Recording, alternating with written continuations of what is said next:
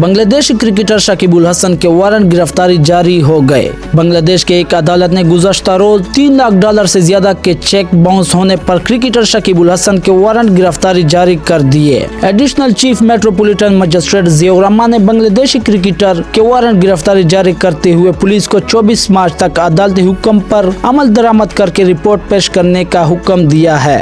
इस हवाले से बांग्लादेशी क्रिकेटर के खिलाफ मुकदमा दर्ज करवाने वाले बैंक अफसर मोहम्मद शुएब रहमान ने मीडिया को बताया कि अदालत ने पहले शकीब उल हसन को तलब किया था, लेकिन वो अदालत में पेश नहीं हुए, इसलिए अदालत ने इनके वारंट गिरफ्तारी जारी किए हैं। याद रहे कि शकीब उल हसन साबिक बांग्लादेशी वज़ीर आज़म शेख हसीना वाजिद की पार्टी से ताल्लुक होने की वजह से कत्ल की धमकियां मौसूल होने के बाद मुल्क से बाहर हैं। वो गुज़श्ता साल हुकूमत मुखालिफ मुजाहिरों के दौरान एक कत्ल के मुकदमे में भी नामजद है। जिस वक्त बांग्लादेश में शेख हसीना वाजिद की हुकूमत खत्म हुई तो शकीब उल हसन कनाडा में एक डोमेस्टिक T20 इवेंट खेल रहे थे और वो तब से बांग्लादेश वापस नहीं आए। वो अगले माह पाकिस्तान में होने वाले चैंपियन ट्रॉफी से भी बाहर हो गए हैं। शकीब उल हसन की गैर मौजूदगी में नजमुल हुसैन शांतू बांग्लादेशी क्रिकेट टीम की कप्तानी करेंगे।